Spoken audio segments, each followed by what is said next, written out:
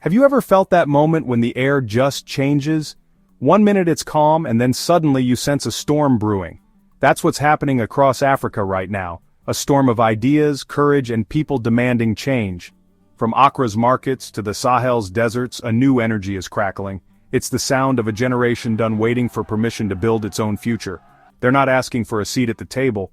They're building a new one for Africans by Africans. You see it in young protesters demanding accountability, in leaders refusing to follow the old colonial script, and in alliances between nations choosing unity over division. For too long, Africa's story was written by outsiders, colonizers, corporations, foreign powers. That book is being slammed shut. Now Africans are holding the pen. They're looking at old systems and saying, this doesn't work for us anymore. This is more than politics. It's a cultural revolution, about reclaiming dignity and realizing solutions must come from within. Across the continent, there's a new understanding. Africa's greatest resource is its people. These people are waking up, connecting, and realizing their collective power. They're tired of being junior partners in their own destiny. The winds of change are blowing, carrying the scent of revolution and unity. What we're witnessing is the breaking of invisible chains, neo-colonialism losing its grip. Africa's bold new path is a revolution of the mind, and the world should pay attention. Imagine three friends, long bullied, realizing together they're stronger than their oppressors. That's Mali, Niger, and Burkina Faso, now united as the Alliance of Sahel States, or AES. This isn't just a handshake, it's the birth of a superstate built on African solutions for African problems. For decades, these nations faced instability and foreign intervention, especially from France. Tired of dependency, they changed the rules, pooling military, economic, and political power. They're kicking out foreign troops and declaring, we'll handle our own security. The AES is more than a military pact. It's a declaration of self-determination and shared destiny. It's about resources benefiting their people, not outsiders. This alliance challenges the old model that kept Africa divided and weak. The AES is inspiring the continent, proving unity is a practical strategy for dignity and prosperity. It's the sound of chains breaking and a new giant awakening in the Sahel. For years, Africa's resources made others rich, especially diamonds. Botswana, home to some of the world's richest diamond mines, had a deal with De Beers. They mined, marketed, and took most profits. Botswana got a small slice, until the people and government said, wait, this isn't fair.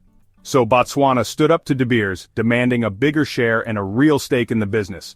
They wanted to cut, polish, and sell their own gems, building an industry at home.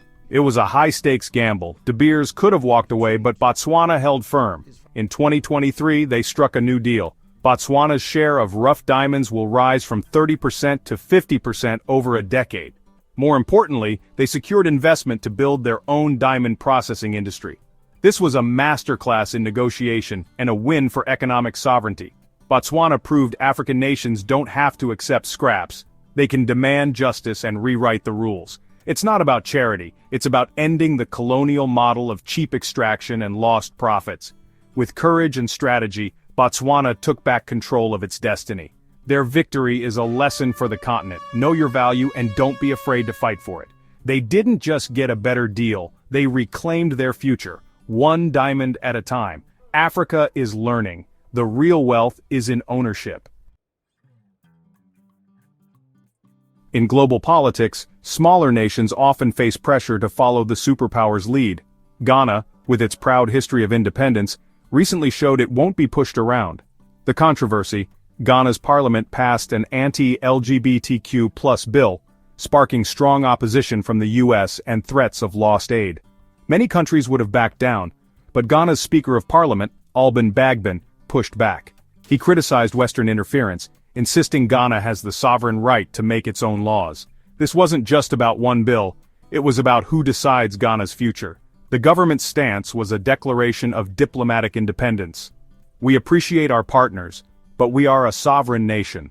Ghana's economy relies on international partnerships, but sovereignty came first. This moment resonated across Africa, highlighting a deep frustration with outside control.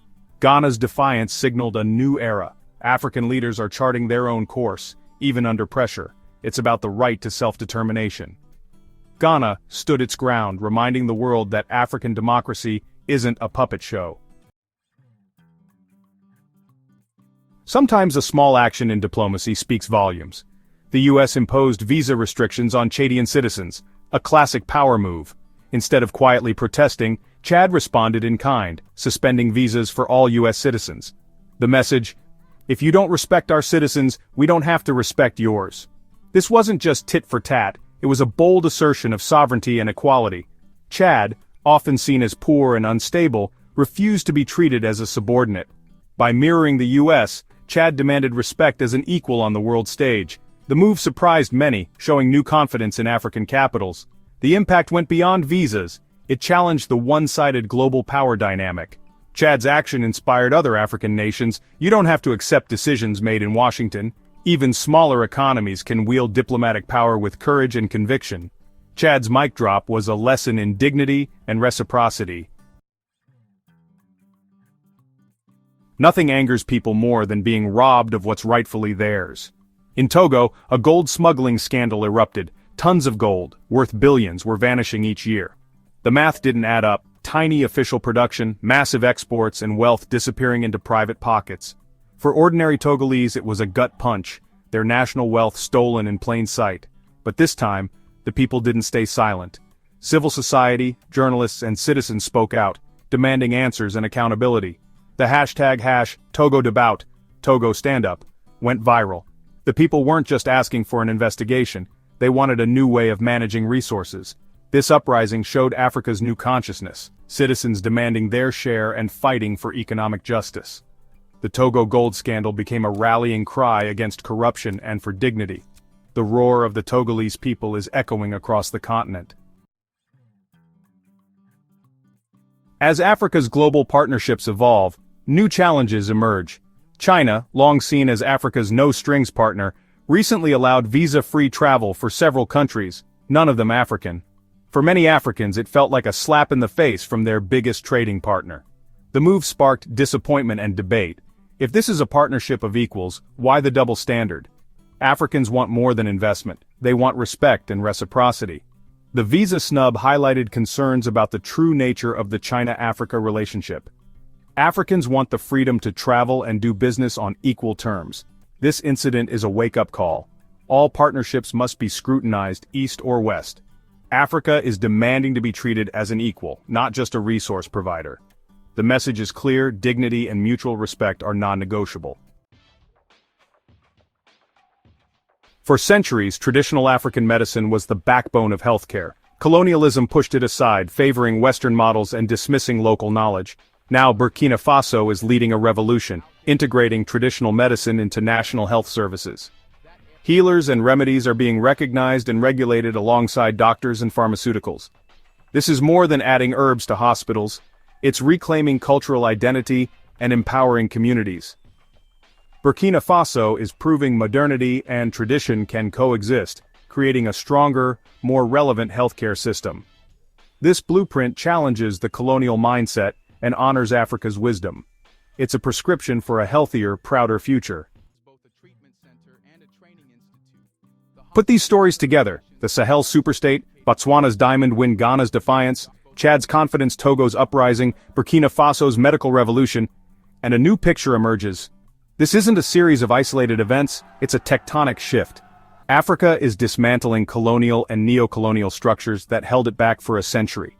The old story of exploitation is ending. Self-determination is rising. Africans aren't asking for a better deal in the old system, they're building a new one.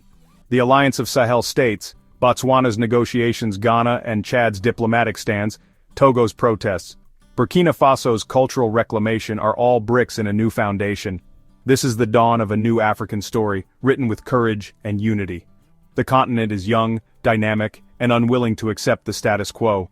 The path ahead won't be easy, there will be resistance and challenges. But the momentum is undeniable.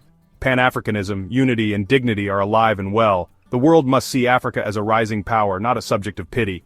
Listen to these voices. Africa is claiming its future.